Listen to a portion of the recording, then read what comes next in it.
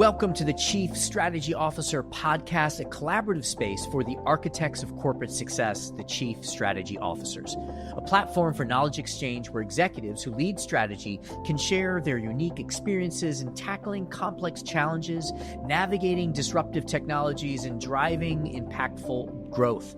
And today we're tackling a topic that is holding back most organizations from adapting to our rapidly changing and even accelerating business environments. It's a topic rooted in habits that are so ingrained in most companies that we don't even think about it. What is that thing? Budgeting. The technology solutions you need to do reporting, the processes you need to follow, and the way the structure works isn't the hard part. The hard part is people. You just heard from Eric Woodard. He's the head of strategy at Primerica and a former Bain consultant. He's going to unpack the future of agile budgeting with us. Eric shares why the old model, locking budgets 12 months in advance, is no longer viable in a world shaped by digital disruption, economic volatility, and shifting priorities. He lays out a practical, compelling alternative. Treat strategy as a living, breathing guide for capital allocation. We explore why companies are being forced, not just encouraged, to rethink budgeting cycles. The key difference between run the business and change the business spend. How to structure dynamic, strategy-led funding pools. Why cycle times and KPIs work in an agile budgeting environment. Why people, not systems, are actually the biggest barrier to change. Whether you're navigating growth, transformation, or efficiency, this episode will give you the tools to align your budget with your boldest strategic ambitions. Eric, it is great to have you on the podcast. You gave a talk a couple months ago to our members about agile budgeting. We've been trying to get you back on. I know you've been busy with lots of things, and it's a thrill to have you sit down with us and unpack it for us. Thanks for being here. Absolutely. It's great to be here. Just give us a little bit of background about where you're dialing in from today, a little bit about what your career was, and particularly on your experience or interest with agile budgeting. Yeah, absolutely. So currently dialing in from my home in Atlanta, currently running strategy at Primerica, a financial services company, selling life insurance, investments, and some other products. Prior to joining Primerica about 2 years ago, I spent my career in consulting. So that's one of those, career consultants that transitioned to the corporate world and the corporate strategy side. And it's been a fascinating experience. I started my career in technology consulting, right? So that was a lot of implementation work. Used that to move what I say is a little bit to the left, to the strategy side, and spent some time at Bain working with companies that, for the most part, were attempting to grow, trying to grow, becoming more complex, larger companies, and had to figure out what types of processes and support they needed to put in place to make that work. And I always found that fascinating. And that's when I got into the dynamic budgeting, agile budgeting world, is that for a lot of companies, especially when you have certain products or services that are more mature and others that are less mature, you need a more adaptable budgeting model to make sure you're allocating resources the right way. A lot of times the old way, the annual cycle, doesn't work for every part of a company's business. And so spent a lot of time with companies trying to figure out, how do you allocate resources effectively?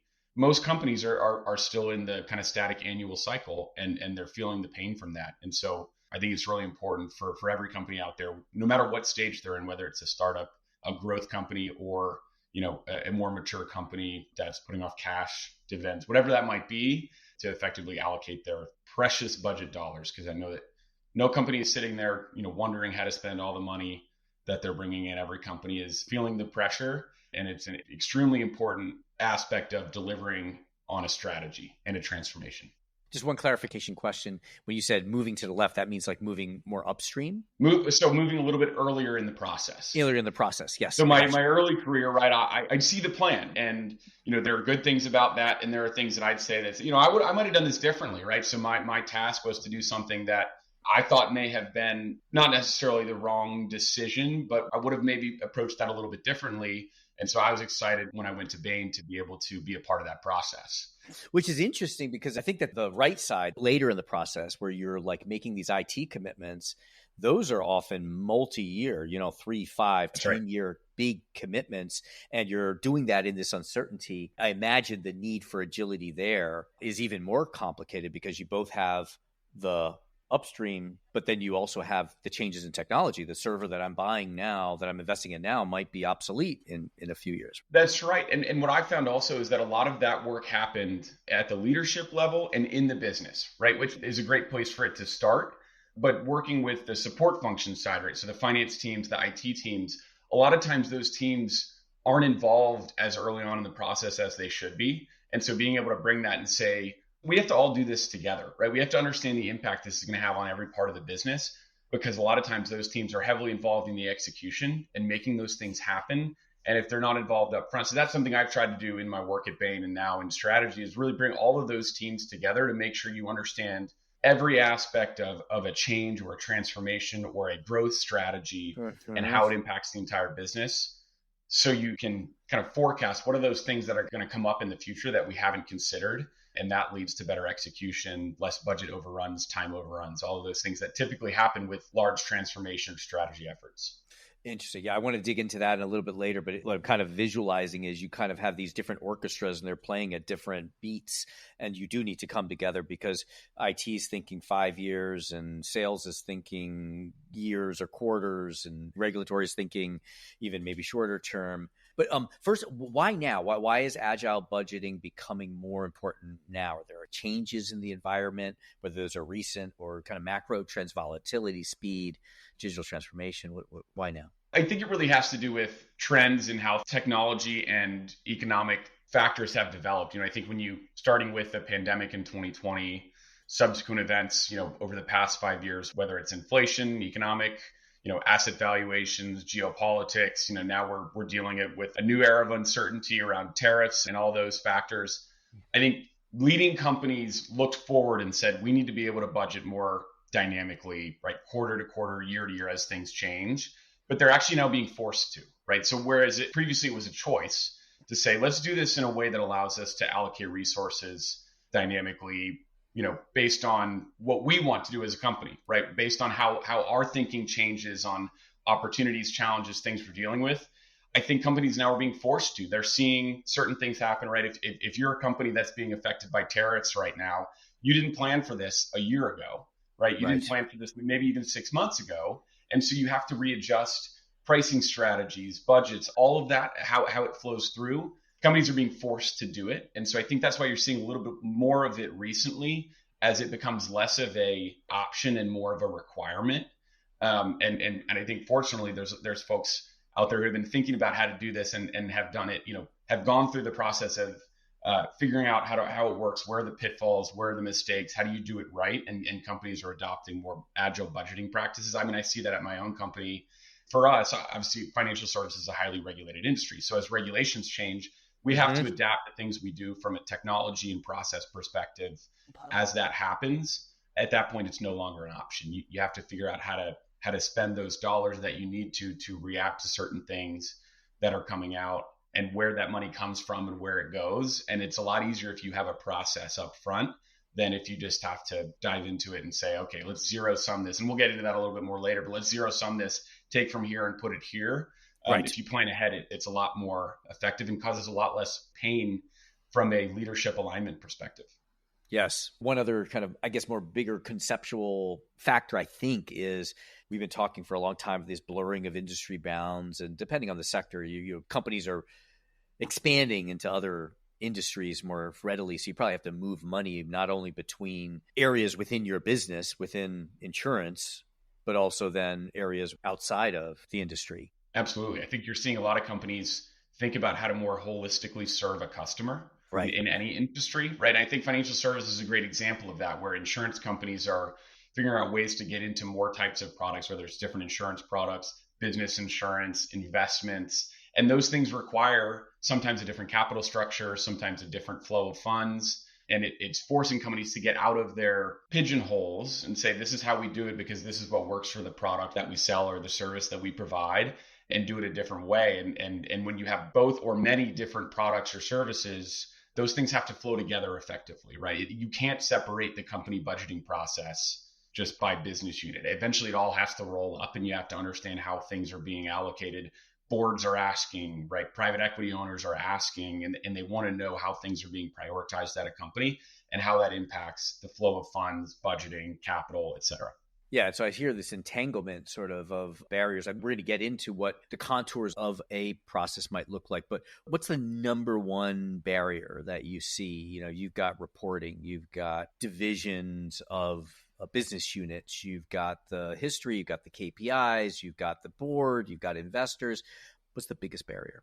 I think to your point, that technology solutions, you need to do reporting, right? The processes you need to follow and the way the structure works isn't the hard part. The hard part is people. And I think it often comes down to that, getting leadership aligned on a new way of doing budgeting, right? I think a lot of folks who've been in business for a long time, they understand the budgeting process as, in August or September or October, we talk about what we're going to spend the next year. I get my budget set, and then, I have the ability to spend within that budget the entire next year. If you are moving money around, right? So if there's money that's not allocated up front, that's going to get doled out, every 2, 3, 4 months, whatever that might be, whatever the right cycle might be, it creates a level of uncertainty for a business unit head or a function head that has to understand what their priorities are and where they're spending their money. So it takes a massive mindset shift for leaders. And it can create tension sometimes between leaders. I know we talked a lot about this in Miami. Is how do you get everybody on board? How do you get everybody bought in? And it's a long process, right? It takes potentially a couple cycles and a couple years to really get everybody moving in the right direction. But folks being comfortable with the fact that, if I have an opportunity or a challenge that I'm trying to address, the funds may be allocated at that time, right? I can't plan 6, 9 months ahead. I will put my business case together, right? I'll make the justification for why we need to go down a certain route and the funds that would take, but I don't have the certainty that there's space in my budget for that. And that requires a different type of conversations between leaders and at the leadership level. And it really comes from the top, right? It has to come top down and say, this is how we're all going to kind of rally around a new type of process. And we've talked about challenges, but the benefits are that the company's resources go to the right places. If you do it right, you actually have more opportunity to go address challenges and opportunities that you see, because there's a funding mechanism out there that says, okay, based on how things change in our industry, in our company, quarter to quarter, right, we're going to prioritize the things that are best for us at that time, and that's where the money is going to go. You see a lot of companies have these unfunded mandates, right, where something changes and a certain business unit head has to go spend a bunch of their time, their team's time on analyzing and addressing a certain challenge, but everybody's busy, right? Everybody has their day job. And so they end up tacking that on. But if you're able to allocate the financial and human resources to those opportunities, they'll actually have more capability to go address that properly, rather than sort of jamming it into the nights and weekends and the space in the margins that nobody really has. So I think addressing the people aspect and trying to align incentives and attitudes towards this is how this is going to work, and we have to get comfortable with the ambiguity. Again, that's hard for a lot of folks. I'm not saying that's easy, but that's the critical piece to this puzzle that companies have to get right. And you can't fast track that. It takes time and it takes effort. And it takes a lot of communications. Yeah, because people have been, I don't know, they've been at the company for 10 years, 20 years, 30 years, and they've spent 3 months a year planning. Then they've got the plan, they get the approval, and they cascade it down. They do their QBRs, their quarterly business reviews. Even if you're doing OKRs, those are probably like 100-day or 1 quarter OKRs. There's a whole set of languages and norms and habits that are built around this annual, be broken out to some quarters, but that rhythm. So I imagine that there is this other process and there's steps. We don't move to the whole process immediately. Maybe you start with one element of it, but maybe you could outline for us what are the contours of what the alternative process looks like. Yeah, absolutely. From the top down, I think the initial step to take, right, if you're saying, okay, how do we start this? How do we start being more agile in the way we budget? The first acknowledgement is that your strategy is going to drive your budget. Strategy is something that's sort of over there, right? Or a transformation effort, right? It sits as a business unit or a function, and those people think about things, they make plans and they execute them. But then there's the business over here that's running the business. I think the first step is to say, okay, it's really all the same, right? The strategy of the company is going to drive the way we allocate resources, not just on an annual basis, but quarter to quarter. Some companies that may even be month to month.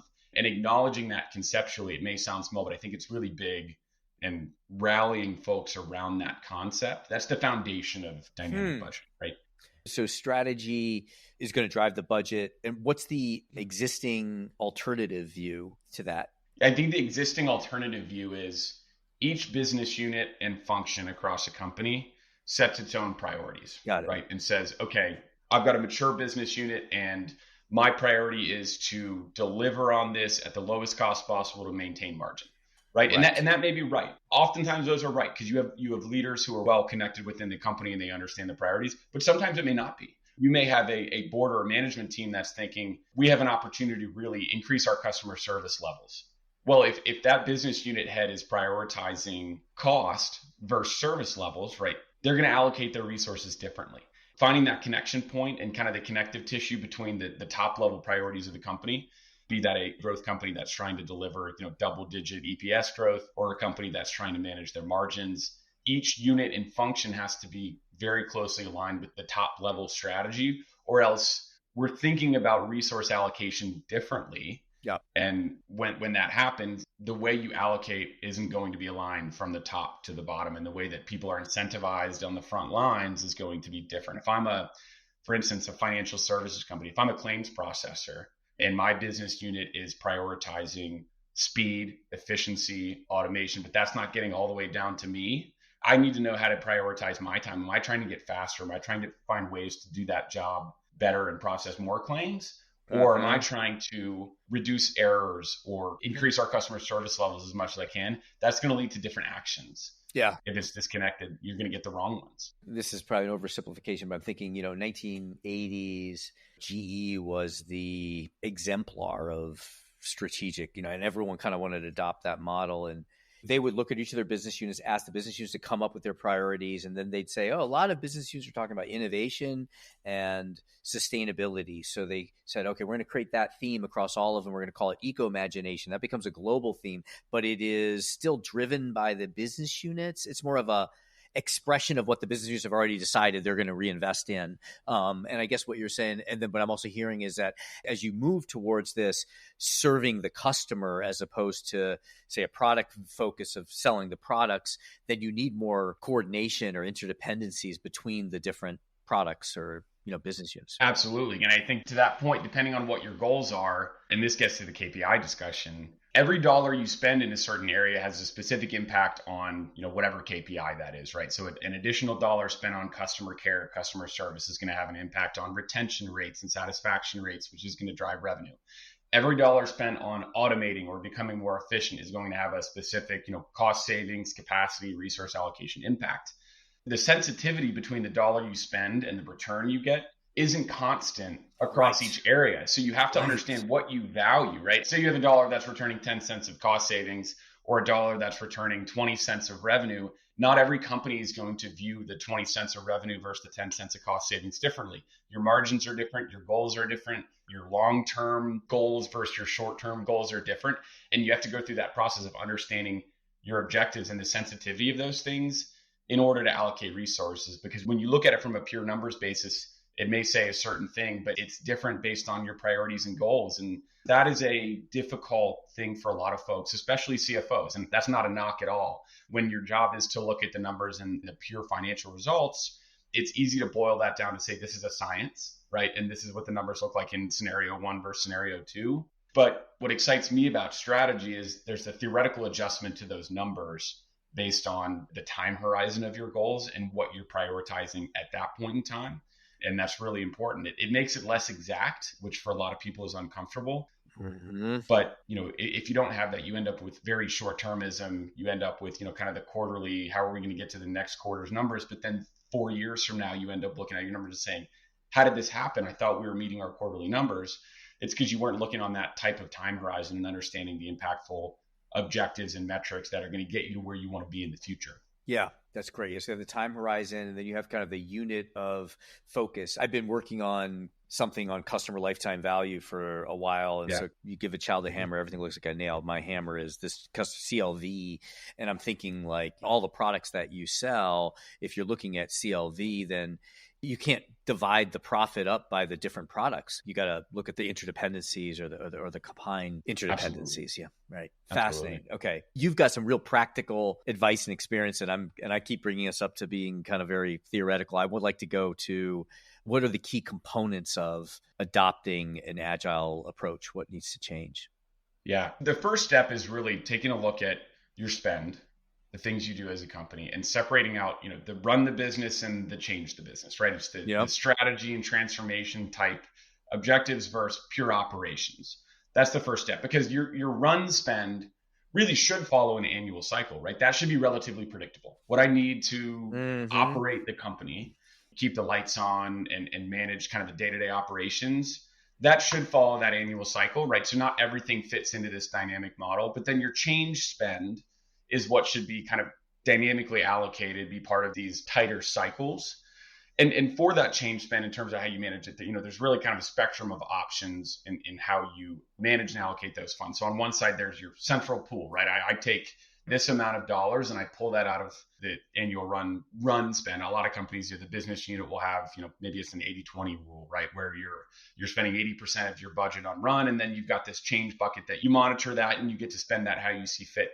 It's actually taking that 20% out, right? And saying, okay, we're going to hold this centrally, right? We may have some general guidelines around how that's going to be allocated, but it's not sitting in the business unit or the functional budget. It's centrally held.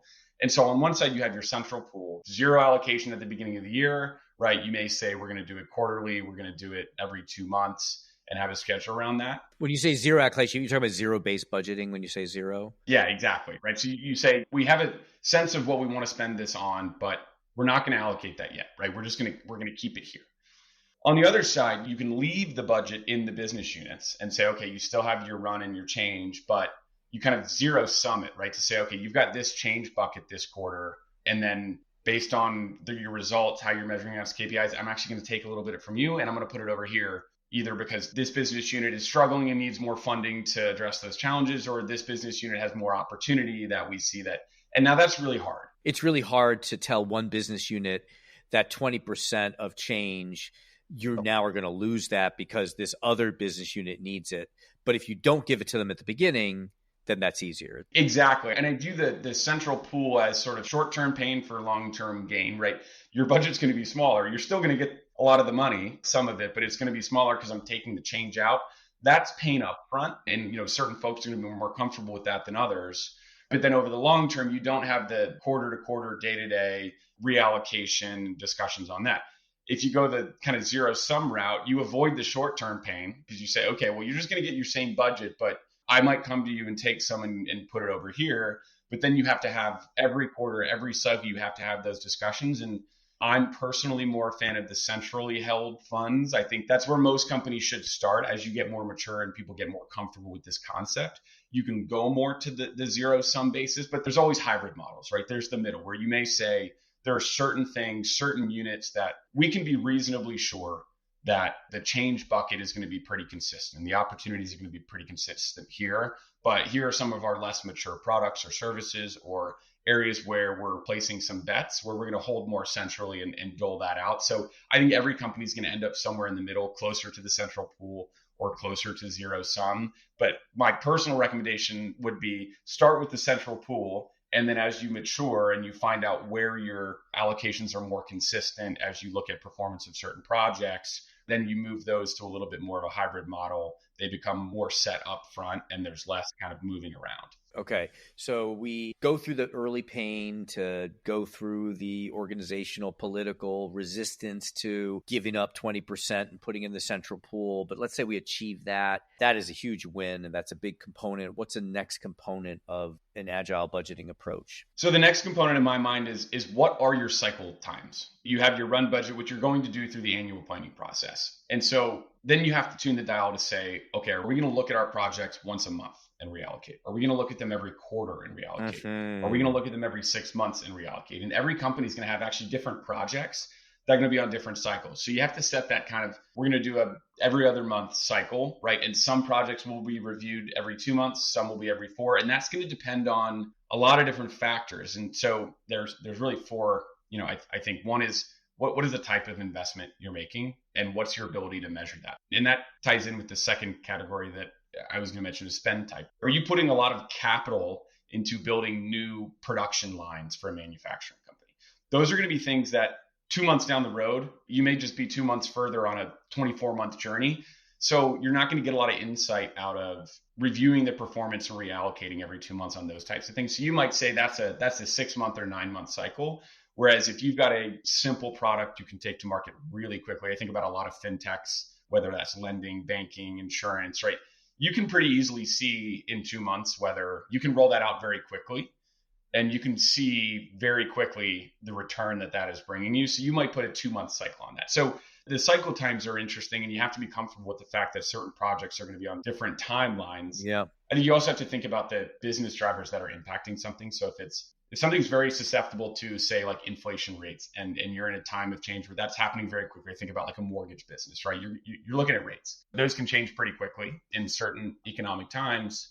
You're going to want a shorter cycle because you want to understand what impact that's having, how the sales are coming in. But if there's something that's the business drivers are more structural, more long-term, you're going to put a different cycle on that. So figuring out what the right cycle is really important. And then the fourth piece that I think is honestly, in my mind, the most important, but the hardest, is what criteria are you using to assess performance of a certain project and allocate funds? This is going to be different it's sort of the typical consultant answer that I'm used to giving. It depends, but it really does depend. If you've got an opportunity that's addressing a challenge that it's really not an option to fail, it's critical to the business, you're actually going to want to allocate more dollars if you see your KPIs lagging. Right. That's a great point. This is the execution timeline, and we need to be, at this level of completion every 2 months, and you see that lagging, you're going to put more dollars into that. But if you're looking at something more opportunistic that has shorter cycles, to say, we think this is going to be something our customers are going to want, and that's going to deliver profit for us.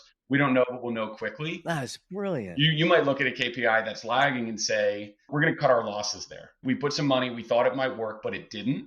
And we're going to put this money somewhere else. And so I think that, again, ambiguity, those things need to be talked about and discussed up front to say, here are the criteria. Because if you don't have the right criteria, nobody really knows how you're allocating and reallocating. And then that's what, when you get into these review discussions, everyone's coming from a different standpoint. But if you define that criteria and say, okay, we took a shot on this acquisition, we think it's going to do this every quarter. If that's an opportunistic thing and it's not doing that every quarter, you might say, we're not going to put more capital here.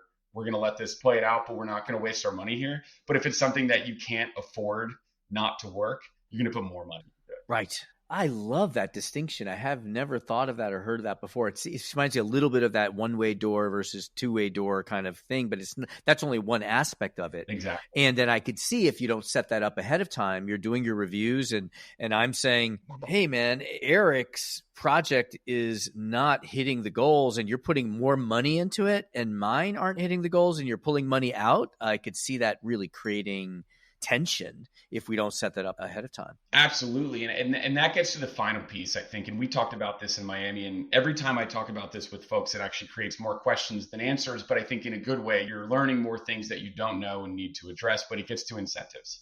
How do you incentivize people to buy into that process? And so to your point there, right, you have a business leader that says, my KPIs are lagging and I'm getting money taken out, but that area over there, they're getting even more money. You have to find ways to incentivize a business leader who, to this discussion, may sit in an area where we're placing bets and we're saying, we're not putting more money if it's not working, right? We're going to try it and see what happens. And then we're going to pull that money out if it's not working. You have to find ways to incentivize that person to where if they make the decision, they actually come to you with the recommendation, right? We think about the red is good mindset. They come and say, look, we're putting money over here. We're not meeting those KPIs. We shouldn't be continuing on this path. You have to find ways to incentivize that person to come to leadership and say that, because I think a lot of companies don't have that mindset, understandably. It's hard to do, but if I know that alerting my leadership that something we're trying isn't working, even if I'm responsible for that, or it would pay off for our company if it did work, finding ways to incentivize the honest conversation and the humility to say, hey, this isn't working. It's not a great use of our funds. It's hard, but that's the critical piece to this working, because everybody, we all want what's best for our companies, right? The ultimate goal is serving the customer and growing the company. But there's a reason that we have personal incentives for leaders, and people are intrinsically motivated and extrinsically motivated by specific incentives. And you have to find ways to deliver that. Yeah, I love that. I love that you made this distinction between intrinsic and extrinsic. And I guess the intrinsic those can be levers like purpose, identity, mission. On the extrinsic motivations, which, they could be recognition, but often it's money. That does require, a shift. I'm thinking about, when McKinsey was founded and it was separated with another firm, and like these two different firms did one big thing that was different. One firm had P&Ls that were by region or by office. And then McKinsey decided, probably Bain has the same model, I would think. It's just one global P&L and all the partners share in it, which then changes the behaviors. As the folklore is that creates this collaboration, but that's what it's making me think of. Yeah, there's this story about Bain back in the day when they sort of redid their partnership model, and it placed a lot more influence on collaboration between partners, because you had I'm going to try to do this whole engagement myself, because then I'm going to share in the profits and get the benefit. Right. And so that created an environment. It creates an environment. I'm not saying this specific case, but often that creates an environment to say you actually don't deliver the best product to the customer because you only have one perspective. And so they kind of changed the model to incentivize folks to work together more. Right. And that resulted in a better product. Fascinating. For certain companies, it's often easy to think that the ultimate goal of our company is to do this and serve our customers. So everyone will get behind that. Everyone will see what the benefit is of that, and everybody will act with perfect information in a way that furthers that goal. In reality, everybody has imperfect information, right? It's impossible to know everything. It's impossible to know everything someone else knows about a certain decision they're making. So sometimes you need to guide that process to say, if we have a goal as a company, we're going to funnel the funds and the incentives in certain directions that further the goals of the company. So then each leader can make their decisions on what they do based on kind of specific factors, not their own imperfect information. I've come to that realization recently. I think in the consulting world, I often had this view that we're going to find all of the information and make the correct decision based on that information. But in reality, it's impossible to have all that information. Yes. You make the decision based on the information you have, and everyone's always going to have a different view of a certain situation. I love this framework. I'm just using my own language here. Take 20%, keep it central, if it's 20% or 15%, whatever. Cycle times, understanding and agreeing on that, and then incentives. It seems that the central functions need to change. I think particularly finance, right? So I know that you have looked a lot at like what the implications, and this is a budgeting discussion, so naturally it sits within finance. What are the implications for finance? Yeah, it does change the work that the finance team does on a regular basis. I think when you think back to the run versus change, so you have to have a rolling forecast, right? You have to have the driver-based rolling forecast, preferably 18 months, sometimes even longer, depending on the business. And the critical piece of that is getting that as automated and automatic as possible, right? So you have your drivers. What are the assumptions that we're putting into this model to say where our numbers are going to be in 3, 6, 12, 18 months?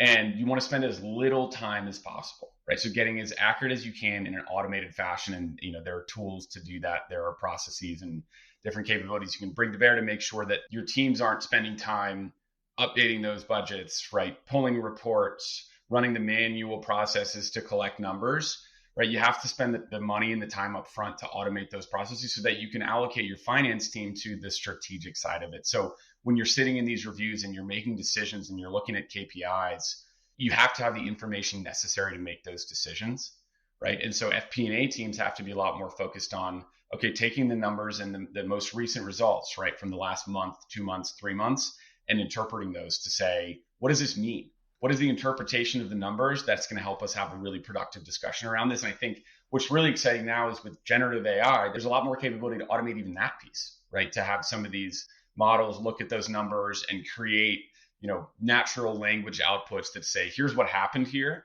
And then you're more in interpretation mode than you are in, find the difference between the numbers mode. And finance really becomes a strategic business partner tied in closely with the strategy teams and the transformation teams to not only look at what happened and try to understand why, but say, what does that mean for us in the future? again, the easiest example for this is a mortgage business, right? What are the forecasts for what rates are going to do over the next 6 months, and how does that impact our business, and how can we actually get ahead of that, right? If we think rates are coming down, what do we need to do now that if we don't do it, we're going to be sorry we didn't do, in terms of, do we need to scale up to prepare for something in the future? The finance team is going to end up being the function that's responsible for identifying and sharing and framing those opportunities from the financial perspective. So then the business can go look at the more qualitative factors or other type of factors. And that's really the critical piece that enables it. Because if you have 80, again, we'll go to the 80-20. If you have 80% of your resources focused on the run budget and 20% on the change, you're not going to get the information that you need to make the appropriate decisions on the change projects. It really should be flipped. It's sort of like the IT run versus grow. Same thing with finance, 20% run, 80% change. I would say it's more like 10% on run, for certain businesses that are relatively more stable on the run budgets. Mm-hmm. The finance team becomes a critical business partner to every business in the management team. And one of the few groups of people who have that cross business unit oversight or understanding and understands the relative investments across them, right? Because most of other leadership is sitting inside the business unit. Exactly. I think that's why you're seeing the rise of, it's been around for a while, but you're seeing more kind of strategic CFOs. You're seeing more CFOs say, I'm a strategic partner to the business and a part of identifying future opportunities versus sort of the, classic finance model of accounting, tax, counting the numbers, sharing back out. I mean, it's a critical enabler of a business.